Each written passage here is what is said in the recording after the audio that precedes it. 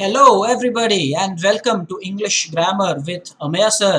आणि आजचा व्हिडिओ फारच खास आहे माझ्यासाठी, कारण का हा माझा मराठी माध्यमाच्या विद्यार्थ्यांसाठी हा पहिला व्हिडिओ आहे. आज आपण जो धडा अभ्यासणार आहोत तो आहे युनिट 2.2 रस्किन बॉन्ड यांनी लिहिलेला पाठ आहे. आणि बरीच डिमांड होती, बऱ्याच लोकांनी विनंती केली होती की इंग्लिश मीडियमसाठी तुम्ही व्हिडिओज बनवत आहात, तुम्ही अमेय वैद्य आहात, तर मराठी माध्यमाच्या मुलांसाठी पण एखादा व्हिडिओ पाहिजे. तर एखादा नाही, आपण भरपूर लेसन्स करू. जसा वेळ मिळेल तसं मी मराठी माध्यमासाठी पण व्हिडिओज नक्की बनवेन आणि तुमच्या प्रतिक्रिया सुद्धा नक्कीच मला कळवा. आता माझा असा अंदाज आहे, आज 3 ऑगस्ट आहे, की तुम्ही तिमाही परीक्षेसाठी तयारी करत असाल तुमची, ज्याला युनिट टेस्ट म्हणतात, तुम्ही तिमाही म्हणता, तर किंवा निदान ती जवळ तरी आली असेल. तुमच्या सवडीने हा व्हिडिओ बघा आणि प्रतिक्रिया नक्की पाठवा. आपण हा जो धडा आहे तो 2 व्हिडिओजमध्ये, 2 लेक्चर्समध्ये संपवूया. एकाच व्हिडिओमध्ये करणं शक्य नाही, कारण का आपण डिटेल्ड एक्सप्लेनेशन पाहणार आहोत. आणि विशेष म्हणजे मराठी माध्यम असलं तरी माझा प्रयत्न हा राहील की तुमचं जे इंग्रजी भाषेवरचं प्रभुत्व आहे तेही वाढावयास हवे. म्हणून मराठी मुलं इंग्लिशमध्ये जेव्हा बोलतात तेव्हा काय साधारण त्यांच्याकडनं चुका होतात आणि त्या त्रुटी कशा दूर करता येतील आणि ते किती सोपं आहे याच्याविषयी आपण सखोल चर्चा अवश्य करू. सुरुवात करूया. आणि मला अशी अपेक्षा आहे की तुम्हाला हा व्हिडिओ नक्कीच आवडेल. सो आपली गोष्ट आहे the boy who broke the bank, written by Ruskin Bond. Ruskin bond अतिशय प्रसिद्ध असे लेखक आहेत. त्यांच्याविषयी थोडं अधिक जाणून घेऊया आपण. Let's read. Ruskin Bond. Ruskin Bond is an Indian author of British descent. Anglo Indian कम्युनिटीचे आहेत ते. सध्या ते मसुरीमध्ये राहतात, जे भारतात आहे. The Indian Council for Child Education has recognized his role in the growth of children's literature in India. He got the Sahitya Akademi Award in 1992 for Our Trees Still Grow in Dehra for his published work in English. He was awarded the Padma Shri in 1999 and Padma Bhushan in 2014. तुम्ही पाहू शकता की हे जे चषक आहे ते साहित्य अकादमी पुरस्कार आहे, जो त्यांना 1992 साली दिला गेला. आणि मग पद्मश्री आणि पद्मभूषण यांनी त्यांना सन्मानित केले गेले अनुक्रमे 99 आणि 2014 साली. गाईज, पद्मश्री आणि पद्मभूषण या ज्या ट्रॉफीज आहेत किंवा हे जे मानचिन्ह आहे त्यांच्याकडे नीट पहा. ही गुलाबी फीत असते आणि या ज्या पांढऱ्या पट्ट्या धावतात त्याच्यावरून कळतं की ही पद्मश्री आहे. अर्थात मेडल धातू बदलते तो मुद्दा वेगळा.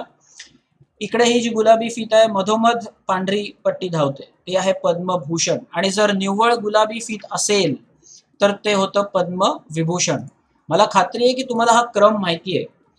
These are the top honours in India. Padmashri, Padmabhushan, Padmavibhushan आणि त्याच्याहूनही सर्वोच्च जो सन्मान आहे तो आहे भारतरत्न.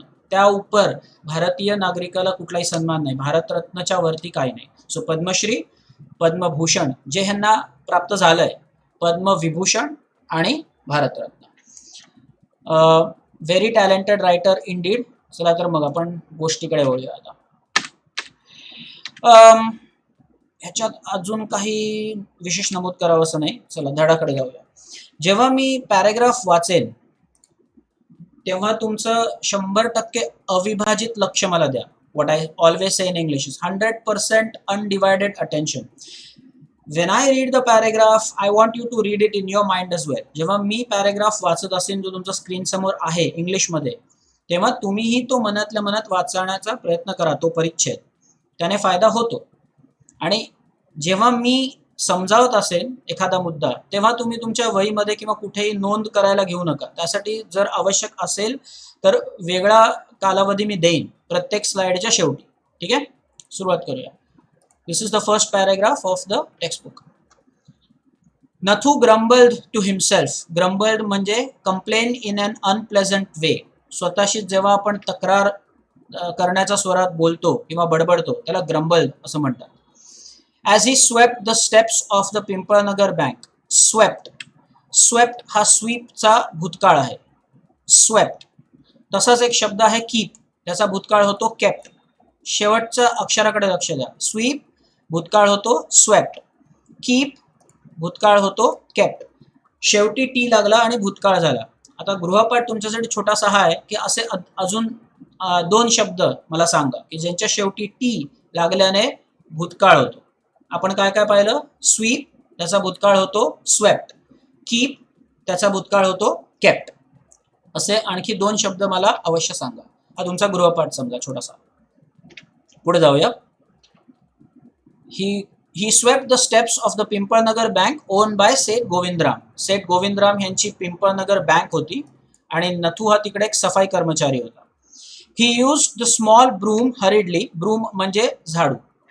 हरिडली and carelessly. इथे hurriedly and carelessly, not only but also question अगदी संभावित आहे इकडे. Not only hurriedly but also carelessly. तो त्याचं काम करत तर होता पण बहुधा मनापासून करत नव्हता. And the dust after rising in a cloud above his head settle down again on the steps. धूळ उडाली आणि परत ते धुलीकण खाली जमिनीवर आले. As Nathu was banging his pan against a dustbin, Sitaram, हे दुसरं कॅरेक्टर आहे, पहिलं कॅरेक्टर आहे Nathu. Sitaram the washerman son passed by. तिकडून सीताराम जो एक धोब्याचा मुलगा होता तो तिथून जात होता. ही पास्ट बाय. इथे फार महत्वाचं आहे की पास्ट बाय असा उपयोग आहे, पास्ट अवे नव्हे. पास्ट बायचा अर्थ होईल मूव्ह अलॉंग द रूट. तेच जर का पास्ट अवे लिहिलं तर त्याचा अर्थ मृत्युमुखी पडणे असा होतो. सो जर आपण असं म्हटलं सीताराम पास्ट अवे तर त्याला आपण कैलासवासी करून टाकू थेट. Sitaram the washerman son passed by. किती गंमत आहे बघा. पास्ट बाय म्हणजे तिकडून गेला, त्या मार्गाने त्यांनी मार्गक्रमण केले, तिथून गेला. पास्ट अवे म्हणजे संपला, विषय संपला. पास्ट बाय आणि पास्ट अवे फरक आहे. यामध्ये ब्रूम मी दाखवलं आहे. हा आय थिंक हे चित्र पाठ्यपुस्तकात सुद्धा आहे. पुढे जाण्यापूर्वी परत एकदा तुमचा गृहपाठ आहे. जसं स्वीप स्वेप्ट, कीप केप्ट भूतकाळ होतो, भूतकाळ रूप शेवटी टी लागून होतो, तसे दोन शब्द आणखीन शोधून दाखवा. पुढे जाऊया. जेव्हा मी वाचत आहे तेव्हा तुम्ही दुसरं काहीही करू नका. 100% अविभाजित लक्ष मला द्या. सुरू करूया. Sitaram was on his delivery round. He had a bundle of freshly pressed clothes balanced on his head.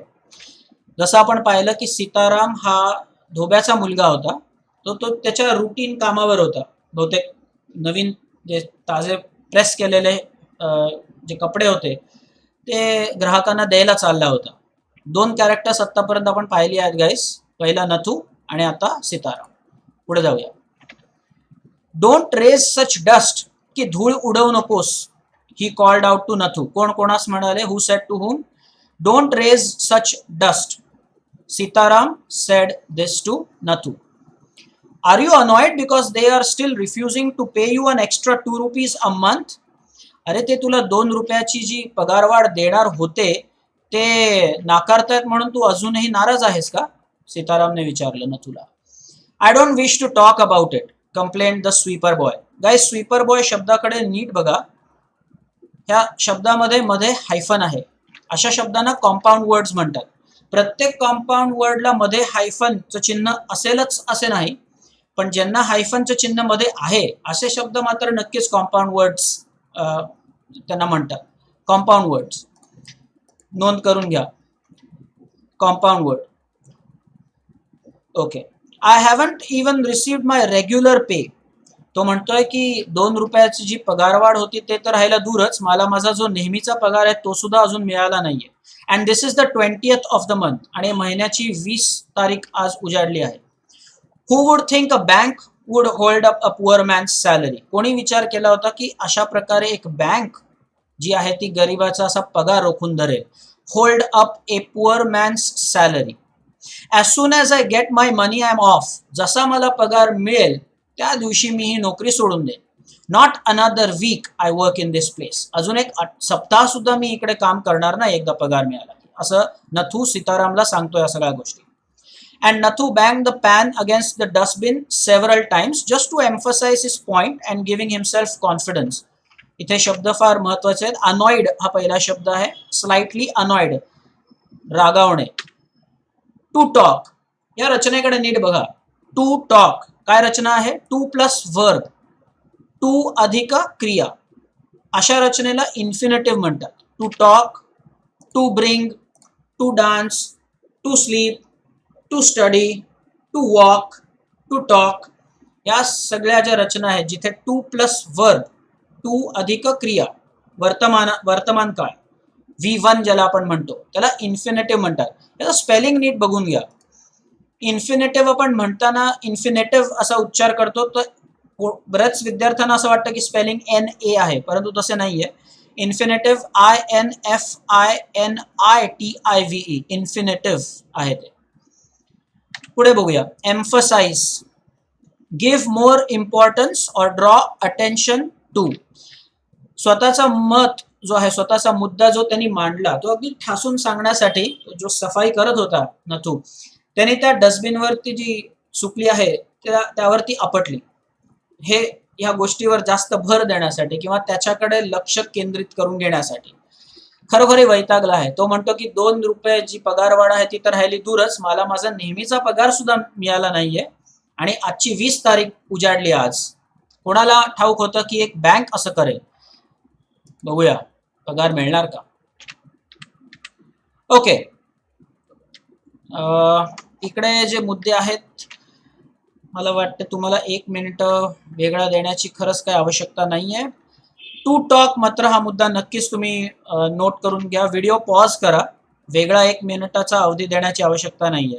To अधिक क्रिया अशी रचना असेल तर त्याला इन्फिनेटिव्ह म्हणतात. पुढे जाऊया. जेव्हा मी वाचतोय तेव्हा तुमचं 100% अविभाजित लक्ष मला द्या. Well, I wish you luck, said Sitaram. I will keep a lookout for any jobs that might suit you. And he plodded barefoot. Plodded चा अर्थ आहे walk with heavy steps. जोरात आवाज करत चालणे. इथे त्याच्याकडे खूप वजन आहे सीतारामकडे, हे लक्षात ठेवायला पाहिजे. प्लॉडेड बेअरफूट, बेअरफूट म्हणजे अनवाणी, पायात काही न घालता, काही चपला, काही सँडल न घालता. Along the road, the big bundle of clothes hiding most of his head and shoulders. जे डबोलं होतं, मोठं होतं खूप, आणि त्याने त्याचं जे डोकं आहे आणि ऑलमोस्ट त्याचे खांदे सुद्धा झाकले गेले होते. At the 4th home he visited, Sitaram heard the lady of the house mention that she was in need of a sweeper.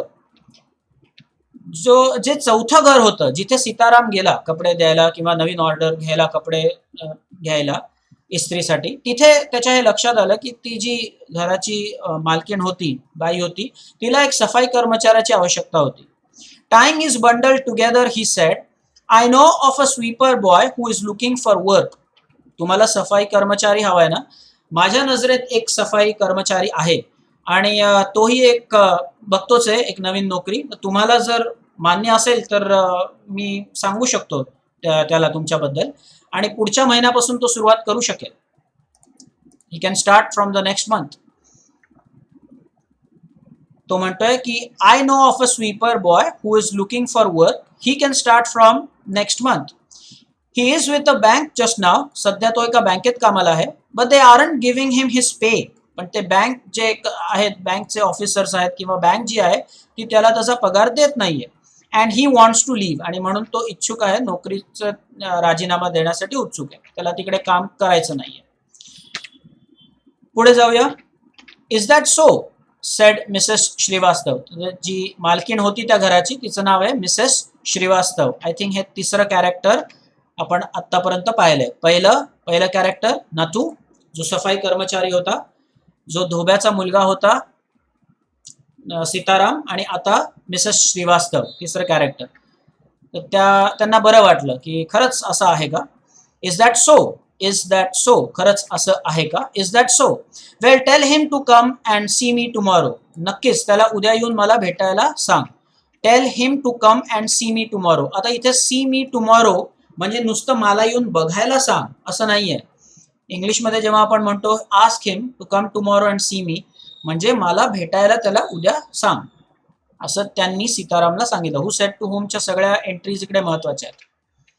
And Sitaram, glad that he had been of service to both a customer and his friend, hoisted his bag. इथे हॉइस्टेडचा अर्थ आहे dragged or raised with effort. तुम्ही flag hoisting हा पण शब्द ऐकला असेल. तर त्यांनी त्याचं जे डबल होतं ते खूप जड होतं. फार प्रयत्नाने ते त्यांनी परत डोक्यावर घेतलं आणि एक वेगळाच प्रकारचा त्याला एक आनंद होता. कारण का सीतारामला वाटलं होतं की मी एका ग्राहकाची पण सहाय्यता केली आहे आणि त्याचबरोबर नथूचंही काम झालं. त्यालाही नोकरी हवी होती आणि मिसेस श्रीवास्तवनाही एक सफाई कर्मचारी हवा होता. त्याचं त्याला एक मनोमन खूप समाधान आहे की मी कुठेतरी कामी आलो. बघूया पुढे काय होतं. कहाणी जो है बड़ी रोचक है भाई. Mrs Srivastava had to do some shopping. Mrs श्रीवास्तवना शॉपिंगसाठी कुठे जावयाचे होते. She gave instructions to the ayah. आता इथे मी नेहमी सांगतो की आ हा जो उच्चार आहे तिथे डबल ए ची आवश्यकता आहे, सिंगल ए ची नाही.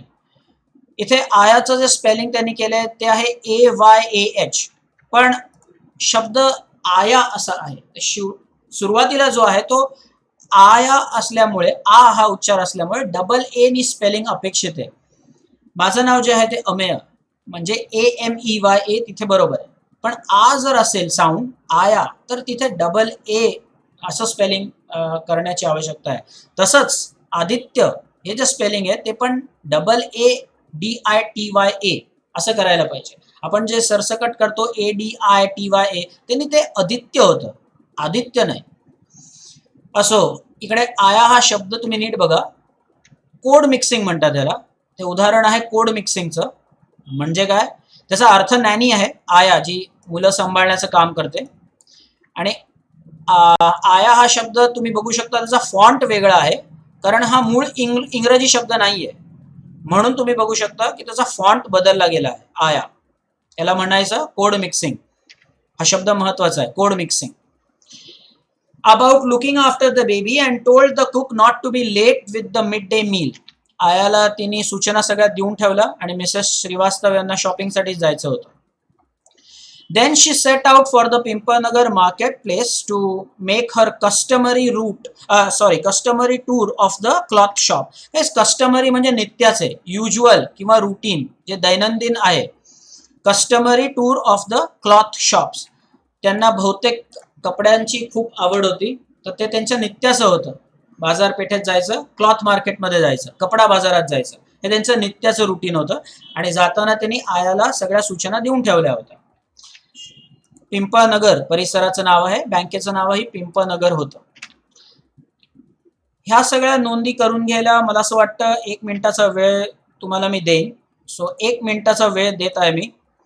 ह्या 1 मिनिटानंतर आपण परत भेटू.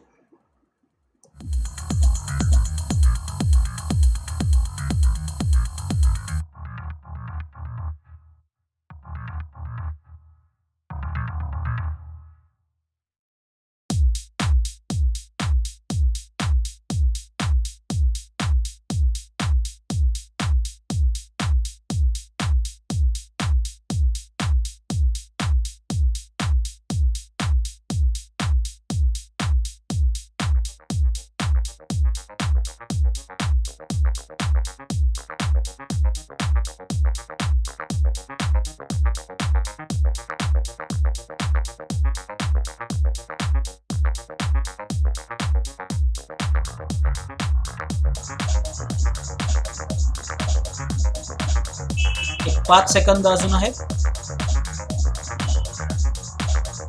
Okay, time out. मला खात्री आहे की तुम्ही सगळ्या नोंदी बरोबर अचूक पद्धतीने केल्या असतील. पुढे जाऊया. ए लार्ज शेडी टॅमरिन ट्री. गाइस, टॅमरिन म्हणजे चिंचेचं झाड, टॅमरिन ट्री. ए लार्ज शेडी टॅमरिन ट्री, चिंचेचं झाड.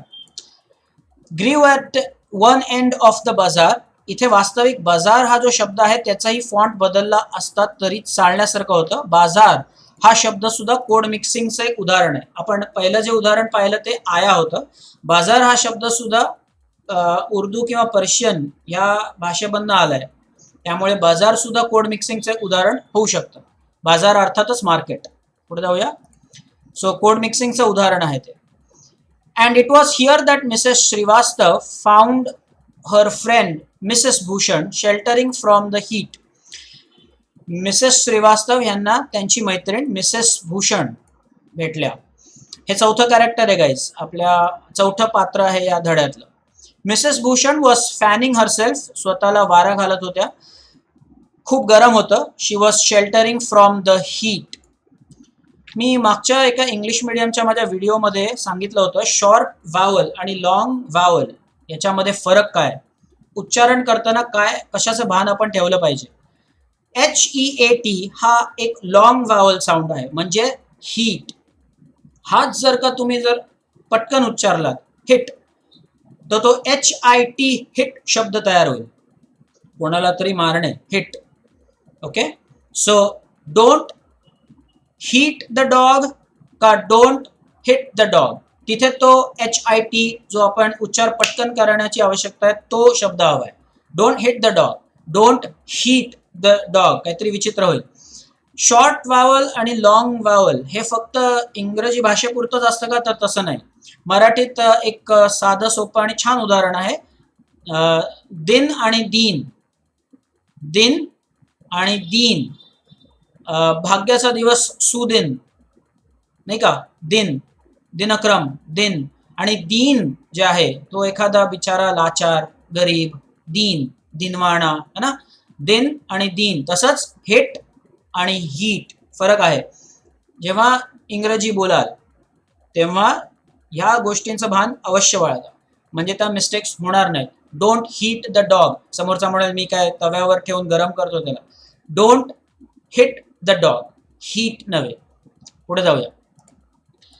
तर मिसेस भूषण स्वतःला वारा घालत होत्या, खूप गरम होतं. Fanning herself with a large handkerchief, handkerchief रुमाल. She complained of the summer which she affirmed, affirmed guys फार महत्वाचं आहे. अफर्म्ड म्हणजे declared. Was definitely the hottest in the history of Pimpalnagar. Mrs Bhushan म्हणाल्या की निश्चितच पिंपळनगरमध्ये मी एवढी उष्णता कधी पाहिली नव्हती, प्रचंड गरम होतं. She then showed Mrs. Srivastav a sample of the cloth she was going to buy, and for 5 minutes they discussed its shade, texture and design. 3 गोष्टींवर त्यांनी सखोल चर्चा केली, सविस्तर चर्चा केली. त्या कपड्याची शेड, त्याचं टेक्स्चर, चेक्सचं होतं काय पॅटर्न होता, आणि त्याचं डिझाईन. इथे क्लिअर गोष्ट आहे की मिसेस श्रीवास्तव आणि मिसेस भूषण, अर्थातच शॉपिंग हा त्यांचा आवडता विषय असणारच, आणि त्याच्यावर त्यांनी अगदी सखोल चर्चा केली. आणि मला आता खात्री आहे की ती चर्चा आता पुढे एका वेगळ्या वळणावर जाईल. पुढे बघूया काय आहे. हॅव्हिंग एक्झॉस्टेड दिस टॉपिक, एक्झॉस्टेडचा अर्थ आहे कम्प्लिटली युज्ड किंवा ओव्हर. ह्यावर सविस्तर चर्चा पूर्ण झाल्यावर Mrs Srivastava said, do you know my dear that Seth Govindram's bank can't even pay its employees. तुला माहितीये का ग, जी सेठ गोविंदरामची जी बँक आहे त्यामध्ये म्हणे त्यांच्या कर्मचाऱ्यांना पगारही देत नाहीयेत. ओनली दिस मॉर्निंग, गाईज इकडे फार फार सुंदर अभ्यासण्यासारखी एक गोष्ट आहे. आजच सकाळी असं जेव्हा म्हणायचं असतं आज सकाळी, तेव्हा टुडे मॉर्निंग नाही म्हणत. परत एकदा सांगेन, आज सकाळीच मी तिला पार्कमध्ये पाहिलं असं जर म्हणायचं असेल, I saw her today morning चुकीचं आहे. I saw her this morning in the park. This morning, today morning नाही. जरी आजचाच दिवस असला तरी टुडे मॉर्निंग चुकीचं आहे, दिस मॉर्निंग. तर इकडे या पाठामध्ये सुंदर एंट्री आहे, बघून घ्या काय लिहिलं आहे. ओनली दिस मॉर्निंग, आजच सकाळी. Only this morning I heard a complaint from their sweeper. एक सफाई कर्मचाऱ्याची कैफियत मी आज सकाळीच माझ्या कानावर पडली. Who hasn't received his wages for over a month. एक महिना होऊन गेलाय पण त्याला बिचारायचं त्याचा पगारच मिळाला नाहीये. गाईज व्हिडिओ पॉज करा, 1 मिनिट वेगळा मी देत नाहीये नोंद करून घेण्यासाठी. पॉज करा व्हिडिओ, तुम्ही तयार जेव्हा असाल तेव्हा परत व्हिडिओ रिझ्यूम करा. मला मात्र आता कृपया पुढे जाऊया. Shocking, remarked Mrs. Bhushan. If they can't pay the sweeper, they must be in a bad way. They must be in a bad way. This is a phrase in English. त्याचा अर्थ आहे ill or in trouble. In a bad way म्हणजे ते नक्कीच संकटात सापडलेले आहेत. जर बँक त्यांच्या कर्मचाऱ्यांना पगार देऊ शकत नसेल, ते करण्यात ते असमर्थ ठरत असतील, तर ह्याचा अर्थ सरळ आहे की बहुधा ते संकटात आहेत, बहुतेक दिवाळखोरीकडे जात आहेत, कारण का पगार कर्मचाऱ्यांना देत नाही. त्याचा दुसरा काय अर्थ असू शकतो. या पाठावरनं आपल्या लक्षात येतं की विपर्यास कसा होतो. एक व्यक्ती दुसऱ्या व्यक्तीला सांगते, दुसरा व्यक्ती त्याच्यात स्वतःची भर टाकून तिसऱ्या व्यक्तीस काय सांगतो आणि मग अर्थाचा अनर्थ होतो किंवा ती अफवा पसरत जाते वणव्यासारखी, वणव्या समान, आणि विपर्यास होतो. म्हणून आपण ध्यानी मनी नेहमी ठेवलं पाहिजे की जे सत्य आहे ते आणि तेवढंच सांगितलं गेलं पाहिजे. ज्याला म्हणतात ना 5 का 50 करून सांगणे, ते योग्य नव्हे. त्यांनी विपर्यास होतो, त्यांनी भयाचं वातावरण एक निर्माण होतं, जे आपण या पाठात आता पाहू. की सर्वांनाच आता असा समज होईल की बँक जी आहे ती डबघाईला आली आहे, तेव्हा सगळेच लोक त्यांचे पैसे काढायला बँकेकडे धाव घेतील. मला वाटतं की हेच होणार आहे. बघूया आपण. In a bad way, ill or in trouble. Mrs Srivastava Mrs भूषणना सांगतात. She left Mrs Srivastava at the tamarind tree. आपण पाहिलं टॅमरिन ट्री, चिंचेचं झाड, टॅमरिन ट्री असं त्याला शब्द आहे. And went in search of her husband who was sitting in front of Kamal Kishore's. आता हा शब्द इथे फार महत्वाचा आहे गाईस. एक एंट्री ग्रॅमरची आहे ती आपण नंतर अभ्यासूया. हा शब्द इथे जास्त मला महत्वाचा वाटतो. प्रोनाउन्सिएशन्स कडे येऊया. मुळात PRONUNCIATION हे प्रोनाउन्सिएशन नाहीये, प्रनन्सिएशन आहे. परत एकदा, PRO स्पेलिंगची सुरुवात आहे पण उच्चार प्रो नाहीये, प्रोग्रामवाला प्रो नाहीये, प्र आहे. Pronunciation, pronunciation, pronunciation. इकडे जो शब्द आपण अभ्यासायचा आहे तो आहे फोटोग्राफी. काय शब्द आहे? फोटोग्राफी. फोटोग्राफी नाही, फोटोग्राफी नाही, फोटोग्राफी नाही, फोटोग्राफी, फोटोग्राफी. जेव्हा तुम्ही बोलाल तेव्हा याचं भान ठेवून बोललात तर तुमचं इंग्लिश अधिक सफाईदार होईल. फोटोग्राफी, फोटोग्राफी, फोटोग्राफी नाही. उच्चार जो बरोबर आहे तो आहे फोटोग्राफी.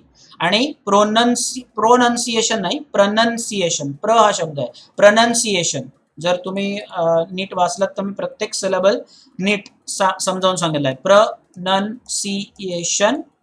आणि फोटोग्राफी. जो माणूस फोटोग्राफी करतो तो फोटोग्राफर असतो, फोटोग्राफर नाही, फोटोग्राफर. ठीक आहे. पण ती जी जे छायाचित्र येतं, ती जी छवी येते त्याला मात्र फोटोग्राफर्स म्हणतात. तेव्हा तो फो आहे, तो फोटोग्राफर्स आहे.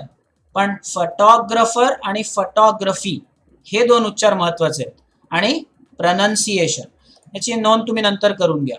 ग्रॅमर एंट्री आहे, व्याकरणाची एक एंट्री आहे, ती नंतर अभ्यासूया. Kamal Kishore's photography shop, talking with the owner. So there you are, cried Mrs Bhushan. इथे क्राईड म्हणजे शब्दशः रडली असा त्याचा अर्थ नाहीये, तर जोरात बोलली असा त्याचा अर्थ आहे. क्राय फॉर हेल्प आपण जेव्हा म्हणतो तेव्हा रडणे अपेक्षित नाहीये, तो अर्थ नव्हे क्राय शब्दाचा, ओरडणे.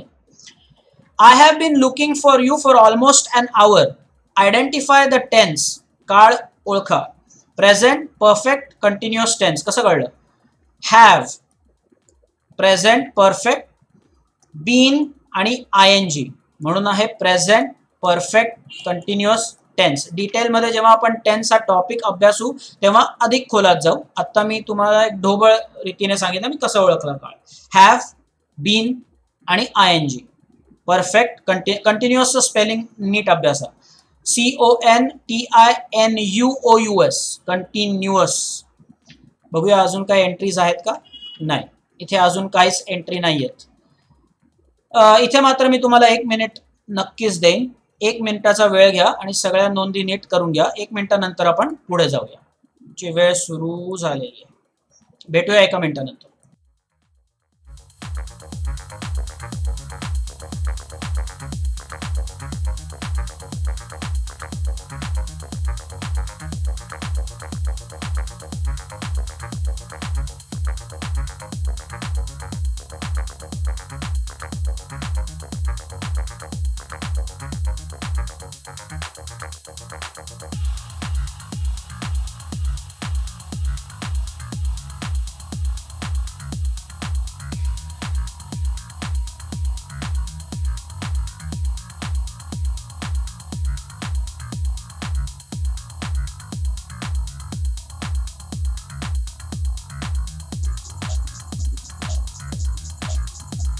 शेवटचे 10 सेकंद.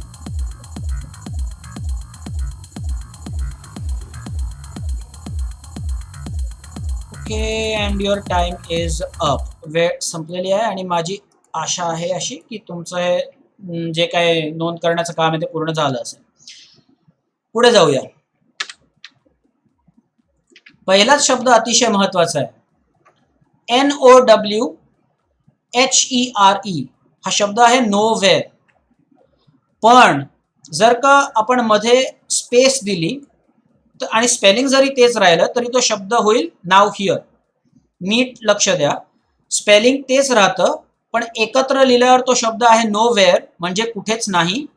आणि जर स्पेस दिली, मध्ये जागा सोडली, स्पेलिंग तेच ठेवून, तर तो शब्द होईल, तर ते 2 शब्द होतील इनफॅक्ट नाव हिअर. किती गंमत आहे, नोवेअर आणि नाव हिअर. स्पेलिंग मध्ये तसूबरही फरक नाही. NOWHERE एकत्र लिहिलं तर नोवेअर आणि वेगवेगळं लिहिलं नाव हिअर. किती फरक होईल अर्थामध्ये? उदाहरण बघूया. समजा कोणी फोन केला तुमच्या पेरेंट्सनी शाळेमध्ये आणि विचारलं की अहो राहुल आहे का तिथे? तर कोणी असं सांगितलं राहुल इज नाव हिअर, तर त्याचा अर्थ आहे की राहुल आता आहे इकडे. Rahul is now here. चुकून असं झालं राहुल इज नोवेअर, मग निश्चितच काळजी वाढेल. Rahul is now here, Rahul is nowhere, लगेचच आई जी आहे ती शाळेत येईल.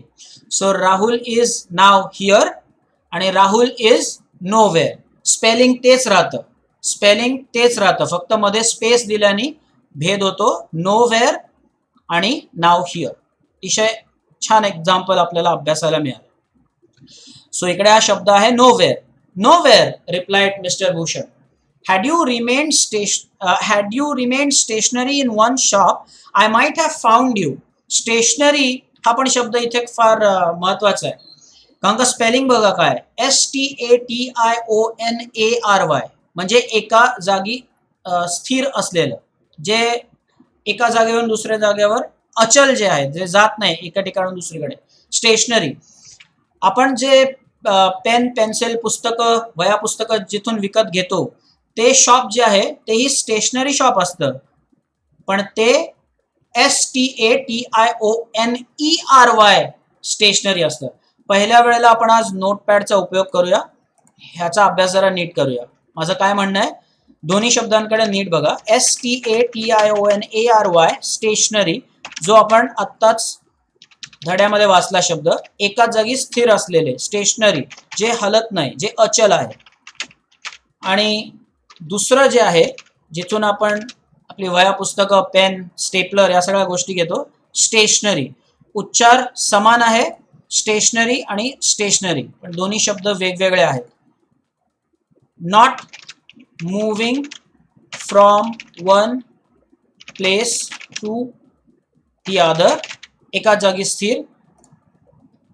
अ प्लेस टू बाय बुक्स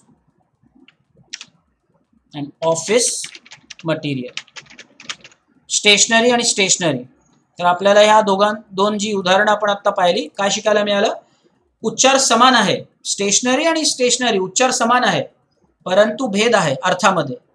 अशा शब्दांना इंग्लिशमध्ये होमोफोन्स म्हणतात. होमोफोन्स, उच्चार समान आहे पण शब्द वेगवेगळे आहेत, स्पेलिंग वेगळं आहे. एक अन्य उदाहरण बघूया. सन आणि सन. SUN सन सूर्य, SON सन पुत्र. ठीक आहे, उच्चार समान आहे, स्पेलिंग भिन्न आहेत आणि अर्थ पण वेगवेगळा आहे. होमोफोन्स, अशा शब्दांना होमोफोन्स म्हणतात. ठीक आहे, लेसन कडे जाऊया. But you go from one shop to another like a bee in a flower garden. ज्या प्रकारे हनी बी एका फुलावरून दुसऱ्या पुष्पावरती ती जाते, त्याप्रमाणे त्या मधमाशीप्रमाणे तुम्ही पण इकडून तिकडे जात असता, म्हणून मला शोधायला जड गेलं. Don't start grumbling. आपण हा ग्रंबल हा शब्द पाठाच्या सुरुवातीला पण पाहिला होता. ग्रम्बलिंग म्हणजे तक्रारीच्या स्वरात बोलणे. तू माझी तक्रार आता माझी करत बसू नकोस.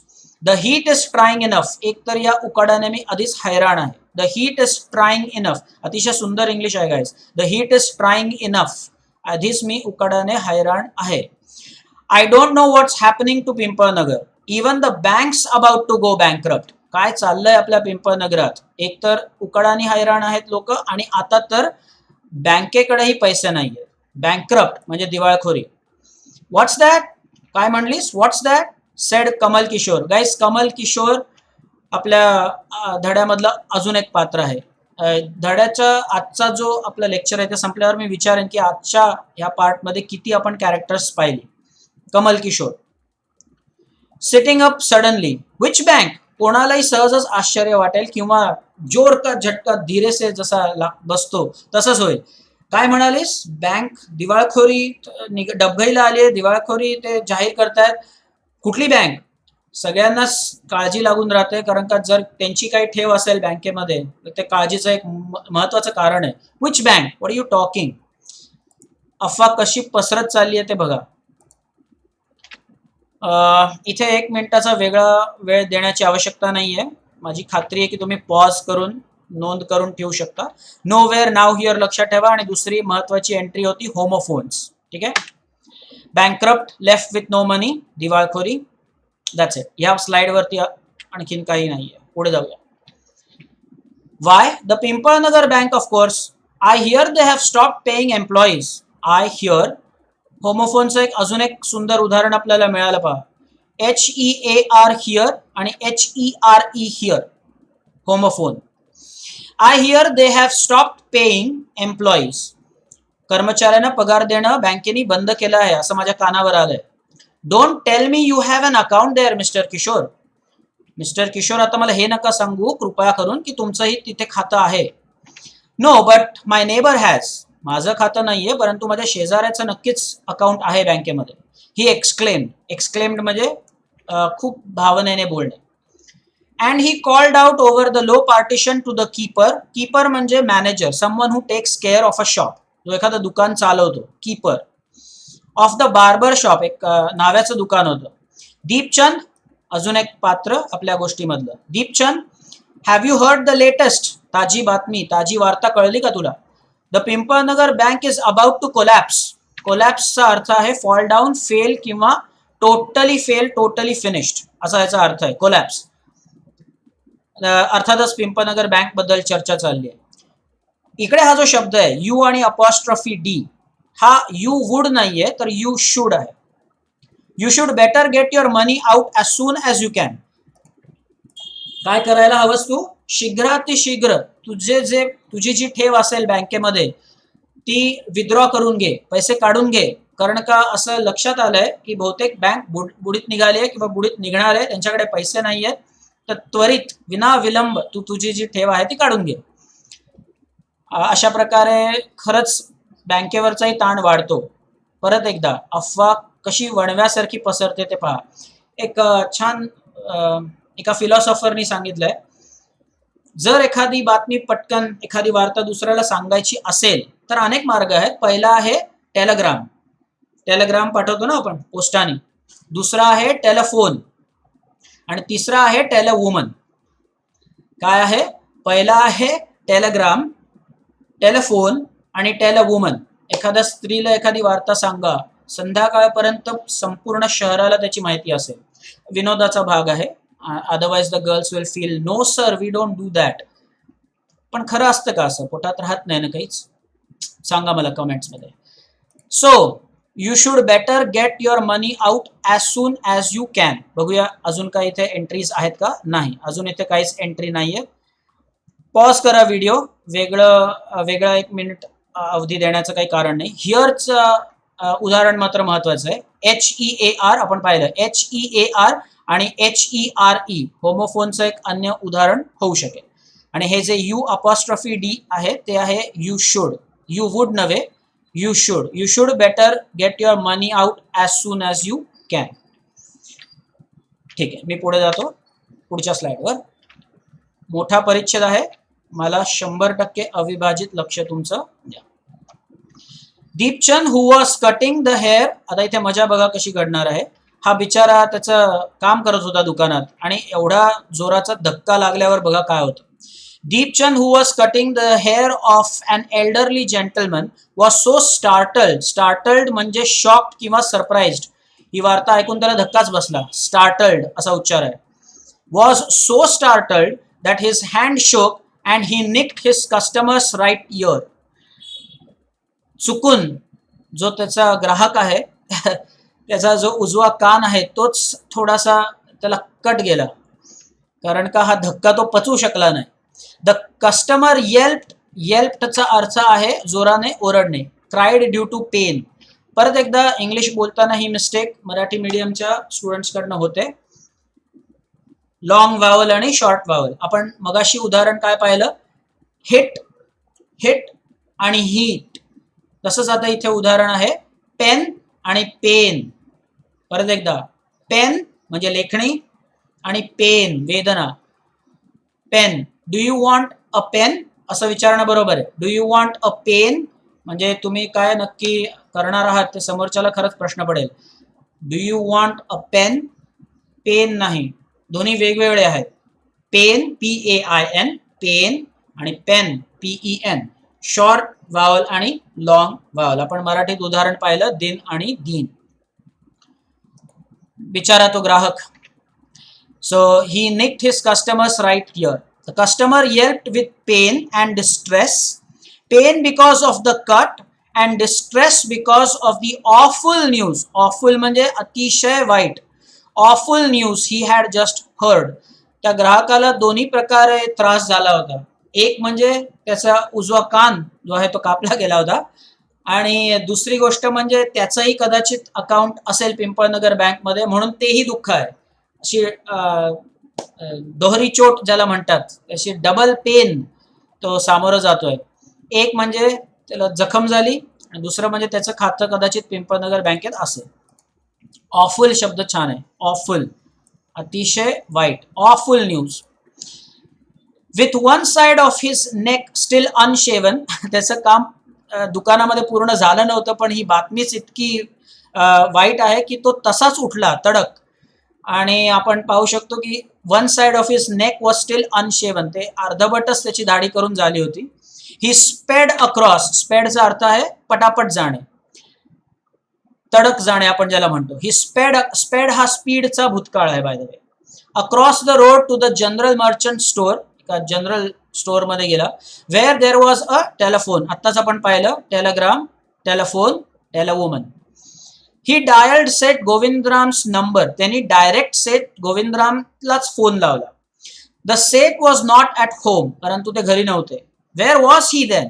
The Seth was holidaying in Kashmir. Holidaying कुठेतरी सुट्टी साठी जाणे, फिरायला, त्याला शब्द आहे हॉलिडेईंग. हॉलिडे मूळ शब्द आहे, शेवटी ING लागले. Holidaying in Kashmir. Oh was that so. The elderly gentleman did not believe it. त्याचा भरोसाच बसला नाही. He hurried back to the barber shop and told Deepchand the bird has flown. Line बघा काय आहे. The bird has flown. तो त्याचं जे कारनामा आहे तो करून तो पसार झाला आहे. इथे बर्ड हे गोविंदरामला उद्देशून तो म्हणत आहे. The bird has phloem. बँकेमध्ये मोठा घोटाळा करून बहुतेक पसार झाला आहे. The bird has phloem. तर पुढे काय होणार सगळ्यांनाच चिंता लागून राहील. बघा, वास्तविक असं काहीही नाहीये, पण एक गोष्ट कुठे चालली आता. Seth Govindram was holidaying in Kashmir. The bird has flown. Seth Govindram has left town. Flown फ्लायचा पास्ट पार्टिसिपल आहे. फ्लाय भूतकाळ फ्ल्यू आणि पास्ट पार्टिसिपल फ्लोन. डेफिनेटली सुद्धा इन्फिनिटिव्ह प्रमाणेच एक छान स्पेलिंग आहे अभ्यासण्यासाठी. डेफिनेटली आपण म्हणतो तेव्हा असं वाटतं की स्पेलिंग NA असेल, परंतु ते असतं NI. डेफिनेटली आपण म्हणताना डेफिनेटली नाही म्हणत, डेफिनेटलीच म्हणतो, पण त्याचं जे स्पेलिंग आहे ते DEFINITELY असं आहे. Definitely it means a collapse. आता काही प्रश्नच उरला नाही. आता काही संशयाला वावच नाही. सेठ गोविंदराम स्वतः इथे नाहीयेत. बँकेच्या कर्मचाऱ्यांना पगार मिळत नाहीये. निश्चितच बँक पूर्णपणे दिवाळखोरीत निघाली आहे. त्वरित जाऊन आपण आपल्या ठेवी काढून घेऊया. आता शंकेला काही स्थान नाही. कुठून कुठे जाते नाही गोष्ट. अँड देन ही डॅश्ड आउट किंवा स्पेड अक्रॉस या सगळ्या गोष्टी हे दाखवतात की लोकांना आता घाई झाली आहे. आपले पैसे काढून घ्यायचे सगळ्यांना. Dashed out of the shop making a B line for his office and chequebook. The line त्याआधी एक ग्रॅमर एंट्री आहे. He dialled Seth Govindram's number. He dialled Seth Govindram's number. Guys dialled हे स्पेलिंग सुद्धा नीट त्याचं निरीक्षण करा. डबल एल आहे. अमेरिकन इंग्लिश आणि ब्रिटिश इंग्लिश किंवा इंडियन इंग्लिश याच्यामध्ये भेद आहे. आपण कलरचं स्पेलिंग भारतामध्ये COLOUR असं करतो, ते ब्रिटिश इंग्लिश आहे. अमेरिकन लोक ते स्पेलिंग COLOR असं करतात. तुम्ही टीव्ही मध्ये वाहिनी पाहिली असेल कलर्स, नीट बघा त्याचं स्पेलिंग COLOR असं करतात, ते COLOUR नाही लिहित.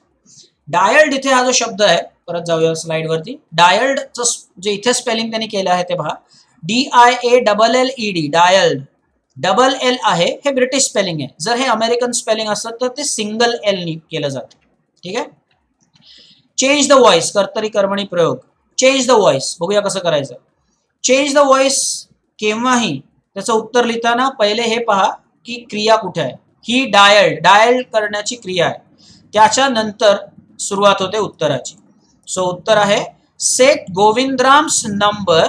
काय झालं सेठ गोविंदराम्स नंबरशी? वॉज डायल्ड, डायल केला गेला number, was dialled by him. पहिले क्रिया बघा, क्रियेनंतर उत्तराला सुरुवात करा. चेंज द व्हॉइस वरती माझ्या चॅनल वरती व्हिडिओ आहे. जसं मी म्हटलं, most of my videos so far at least all the videos I can say, या व्हिडिओ पूर्वी they are for the English medium students. Change the voice यावर एक डिटेल्ड व्हिडिओ आहे, तो तुम्ही बघा. तुम्हाला 100% सर्व काही कळेल. मी भाषा अतिशय सिंपल ठेवलेली आहे, तुम्हाला कळेल. तो व्हिडिओ नक्की बघा. आपल्या चॅनलवरती चेंज द व्हॉइस साठी एक खास व्हिडिओ आहे, ज्याच्यामध्ये मी चेंज द व्हॉइसची अनेक उदाहरणं घेतली आहेत, वेगवेगळ्या प्रकारची, ती तुम्हाला अभ्यासता येतील. मला खात्री आहे की तो व्हिडिओ तुम्हाला आवडेल आणि त्यानिमित्ताने सुंदर इंग्लिश सुद्धा ऐकता येईल. मला नक्की सांगा. तरीही काही शंका असेल तर ती कमेंट्समध्ये सांगा, कमेंट करा. मी बी लाईन बद्दल बोलत होतो. मेकिंग अ बी लाईन म्हणजे हरी डायरेक्टली फॉर, तडक एके ठिकाणी कुठेतरी च्या दिशेने जाणे म्हणजे making a B line. Everybody made a B line for their office or for their chequebooks. सगळ्यांनाच पैसे काढून घ्यायचे. इथे मात्र मी तुम्हाला नक्कीच 1 मिनिटाचा अवधी देईन. 1 मिनिटात तुम्ही ह्या सगळ्या नोंदी करून घ्या. बाय द वे, माझं लेक्चर जेव्हा केव्हा तुम्ही ऐकाल याच्या पुढे, आता तुम्हाला एक आयडिया आली असेल, एक नोटपॅड वही पेन नक्कीच बरोबर ठेवत जा. नेहमी नोंद लेक्चरच्या वेळेला करून घ्या. आपलं लेक्चर साधारण 1 तासभर चालतं. प्रत्येक रेकॉर्डिंग साधारण 1 तासभरासाठी असतं. 1 मिनिट देतोय, तुम्हाला जेवढं शक्य होईल तेवढ्या नोंदी करून घ्या, नाहीतर पॉज करा व्हिडिओ. तुमचं 1 मिनिट मी सुरू करतोय आता.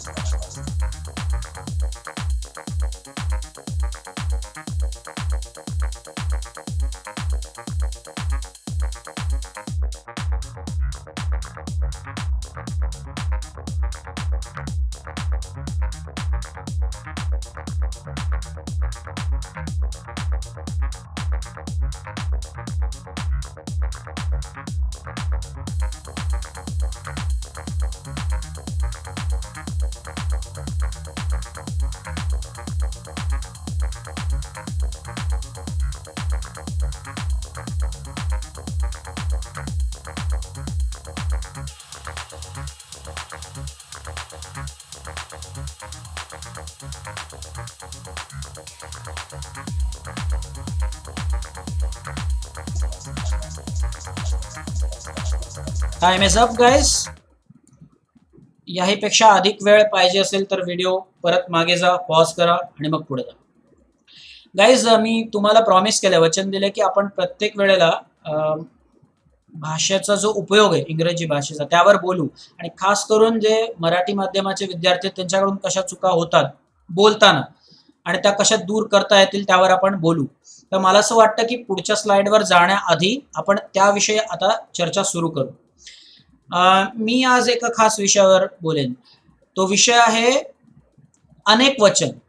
अनेक वचन जे आपण करतो इंग्लिश शब्दांचं, ते आपल्या परीने आपण करतो. उदाहरणार्थ, सचिनने किती रना बनवल्या. रनचं अनेक वचन रन्स आहे, त्याने किती रन्स बनवल्या. खरं म्हणजे असं बोलावे असावे, रना हे बरोबर नाहीये. त्याचप्रमाणे त्याने 4 पॅन्ट्स विकत घेतल्या, हे आहे. त्याने 4 पॅन्ट्स विकत घेतल्या. उगाच वेलांटी एम्बॅरसिंग मिस्टेक करता उपयोगी नाही. उगाच का कागदावर लाईनी आखतोयस. लाईनी, लाईन इंग्लिश शब्द आहे, त्याचं जे अनेक वचन आहे ते लाईन्स आहे. पण लाईनच्या बाबतीत एक खास गोष्ट आहे की आपण सरसकट एखादी क्यू असेल त्याला आपण असंच म्हणतो, लाईनीत उभे राहा. तर त्यामुळे तो लाईनी हा अगदी सर्रास वापरला जातो. काही काही अनेक वचन मात्र तुम्ही बघा ते परफेक्ट वापरतात. तसंच लाईन्सच्या बाबतीत व्हायला पाहिजे, तसंच रन्सच्या बाबतीत व्हायला खरं म्हणजे पाहिजे. जसं की त्याला खूप प्रॉब्लेम्स आहेत, तिथे प्रॉब्लेमा वगैरे कोण बोलत नाही, ते बरोबर प्रॉब्लेम्सच आहे. त्या कंपनीकडे त्या गोष्टींचे पेटंट्स आहेत, तर पेटंटचं पेटंट्स तिकडे एस बरोबर लागतो, तिथे कोणी पेटंटा वगैरे बोलत नाही.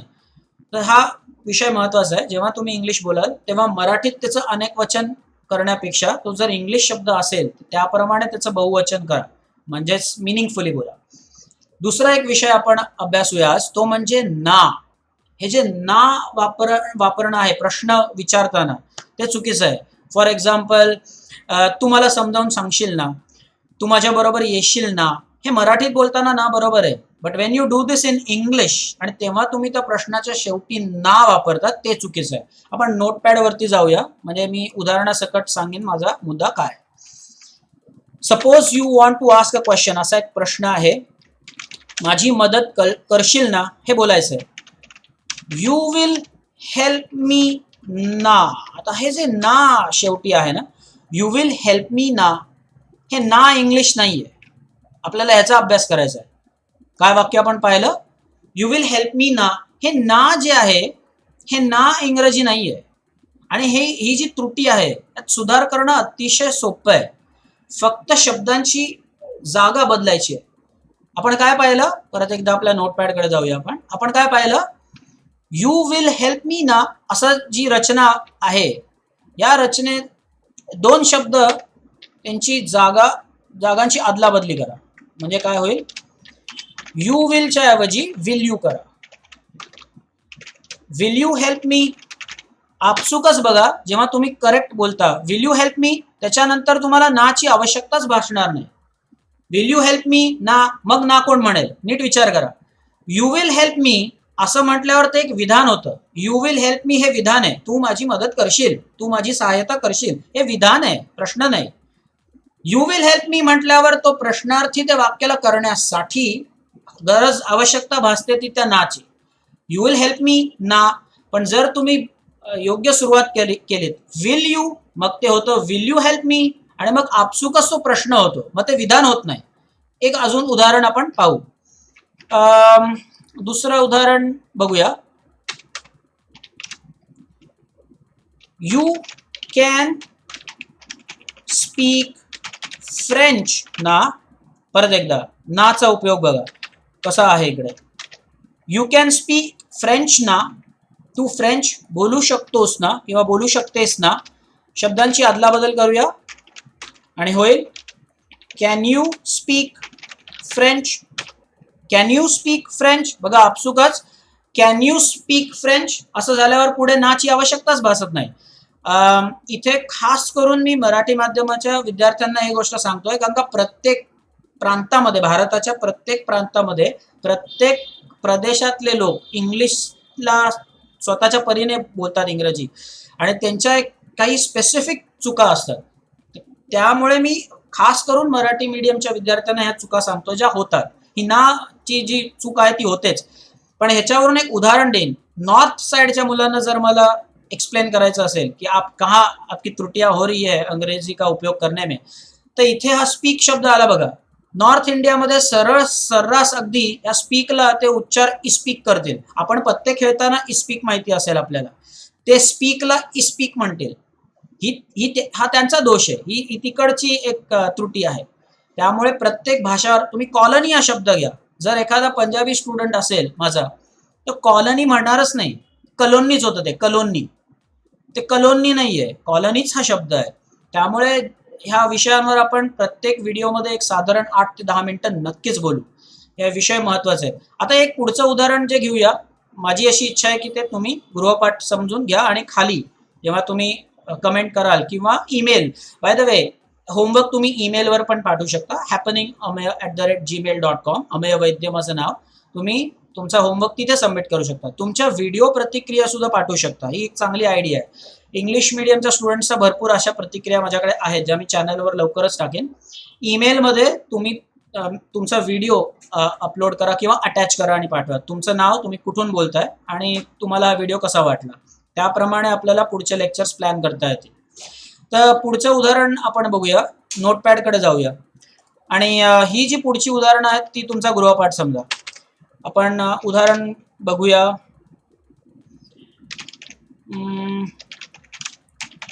यू विल टेल मी ना. यू विल टेल मी ना. नेक्स्ट बघूया. You did understand the lesson ना. You did understand the lesson ना. या दोन वाक्य, ही जी दोन वाक्य आहेत त्यातला हा जो ना, हा जो प्रकार आहे, ही जी मिस्टेक आहे, ही त्रुटी दुरुस्त करून दाखवा. हा तुमचा गृहपाठ म्हणून समजा. All right. आता आपण जी स्लाइड बघणार आहोत या पाठावर, परत एकदा युनिट 2.2 कडे येऊया आणि ही शेवटची स्लाइड असेल आपल्या ह्या लेक्चरची. आपण, मला असं वाटतं, या स्लाइडवरती थांबलो होतो. येस, पुढे जाऊया. ही जी स्लाइड आहे ही ह्या लेक्चरची आपली शेवटची स्लाइड असेल. बाकी आपण पुढच्या लेक्चरमध्ये परत सुरुवात करूया, इथून पुढे जाऊ. मग परत एकदा सांगेन की जेव्हा मी वाचन करतोय तेव्हा तुमचं 100% अविभाजित लक्ष माझ्या वाचनाकडे असू दे. Okay. The news spread through the bazaar. मी आपण मगाशीच सांगितलं तुम्हाला की हा बाजार हा जो शब्द आहे हा कोड मिक्सिंगचा आहे. आपण उदाहरण आया या शब्दाचं पाहिलं होतं. The news spread through the bazaar with the rapidity of forest fire. Guys, forest fire म्हणजे वणवा. आणि इथे मी एक इंग्लिशचा एक सुंदर शब्द तुम्हाला शिकवू इच्छितो, कॉन्फ्लग्रेशन. काय शब्द आहे? कॉन्फ्लग्रेशन. परत एकदा, कॉन्फ्लॅग्रेशन नाही गाईज, कॉन्फ्लग्रेशन. हा इतका सुंदर शब्द आहे, बहुधा इंग्रजी मीडियम माध्यमाच्या मुलांना सुद्धा हा नवीन शब्द असेल. कॉन्फ्लग्रेशन म्हणजे वणवा, ज्याला वाईल्ड फायर म्हणतो आपण. त्याला एक शब्द आहे आणि तो शब्द आहे कॉन्फ्लग्रेशन. ओके, कॉन्फ्लग्रेशन म्हणजे वणवा. तर ह्या वणव्याच्या समान ती वार्ता पसरत गेली. पूर्ण पिंपळनगरला हे समजलं की बँक बहुतेक बुडीत निघाली किंवा निघणार आहे बुडीत. From the general merchants it travel. General merchants म्हणजे जनरल मर्चंट्स शॉप. तिथून it travel to the shop, circulated amongst the customers. Guys, amongst आणि अमंग या दोन शब्दांमध्ये तोच भेद आहे जो मी ब्रिटिश आणि अमेरिकन स्पेलिंग बद्दल बोलत होतो. परत एकदा, अमंगस्ट आणि अमंग. अमंगस्ट हा जो शब्द आहे हा ब्रिटिश आणि इंडियन इंग्लिश मधला आहे. अमंग, AMONG, अमंग हा जो शब्द आहे तो प्रामुख्याने अमेरिकन इंग्लिश मध्ये येतो. अमंगस्ट जेव्हा शेवटी तो GST होतं, अमंगस्ट ते ब्रिटिश किंवा इंडियन इंग्लिश आहे. आणि आपण पाहिलं की जे लेखक आहेत ते रस्किन बॉन्ड आहेत, ते अँग्लो इंडियन कम्युनिटीचे आहेत, म्हणून अमंगस्ट हा शब्द त्यांनी वापरलाय. अतिशय सुंदर असं एक ऑब्झर्वेशन, आणि मला खात्री आहे की तुम्हालाही ते आवडलं असेल. पण मिनिंग मध्ये अमंग आणि अमंगस्ट समान आहेत, समानार्थी आहेत, काहीच भेद नाही दोघांमध्ये. Amongst the customers and then spread with them in various directions. Directions and directions दोन्ही उच्चार बरोबर आहेत. To the betel seller. Betel म्हणजे सुपारी, बीटल नट, सुपारी जी असते आपली, betel nut. The tailor, the free vendor. Guys, free vendor म्हणजे फिरता विक्रेता, वेंडर म्हणजे सेलर. परत एकदा, इंग्रजीमध्ये बोलताना ही चूक होऊ शकते. सेलर म्हणजे विक्रेता, सेलर. सेलर म्हणजे समुद्रावर ती जो बोट घेऊन सेल करतोय तो, सेल करणारा सेलर, SAILOR. आणि हा जो विक्रेता आहे तो सेलर. सेलर आणि सेलर भेद आहे, म्हणून बोलताना या गोष्टींचं भान ठेवा. हळूहळू इंग्रजी तुमचं सुधारेल, वचन देतो मी. हा पहिलाच व्हिडिओ आहे, भरपूर व्हिडिओज आपण करू. सेलर आणि सेलर. सगळीकडे ही वार्ता पसरली. पुढचा शब्द फार इंटरेस्टिंग आहे. ज्वेलर असा उच्चार नसून त्याचा उच्चार आहे jeweller. Jeweller. Okay. Jewellery shop. Jewellery आणि jeweller. So the free vendor, the jeweller, the beggar sitting on the pavement. रस्त्यावरचा जो याचक आहे, जो रस्त्यावरचा याचक आहे त्याला सुद्धा धक्का बसलेला आहे की काय बँक बुडीत निघणार आहे, बँक्रप्सी होणार आहे, त्याला सुद्धा धक्का बसला. आता हे बघणं फारच रोचक ठरेल की त्याचंही खातं होतं की काय पिंपळनगर बँकेमध्ये, पण ते आपण पाहू पुढच्या भागामध्ये. Thank you so much. मी आशा करतो की हे लेक्चर आवडलं असेल तुम्हाला. तुमच्या प्रतिक्रिया नक्की पाठवा. मी ईमेल आयडीची आयडिया तुम्हाला दिलेलीच आहे, त्याचा वापर करा. तुमची जर तिमाही परीक्षा युनिट टेस्ट चालू असेल तर त्यासाठी ऑल द बेस्ट आणि आपण परत भेटूच. पुढचा व्हिडिओ मी रेकॉर्ड करेन, ते तुम्हाला सांगणं आलं. दर शनिवारी मी लेक्चर रेकॉर्ड करतो जे मी रविवारी अपलोड करतो आणि सोमवारी लेक्चर रेकॉर्ड करतो जे मी मंगळवारी अपलोड करतो. सो आता मी पुढचं लेक्चर शनिवारी म्हणजे अजून एक 4-5 दिवसांनी रेकॉर्ड करेन आणि ते अपलोड करेन. ठीक आहे. तोपर्यंत काळजी घ्या स्वतःची. परत भेटूच.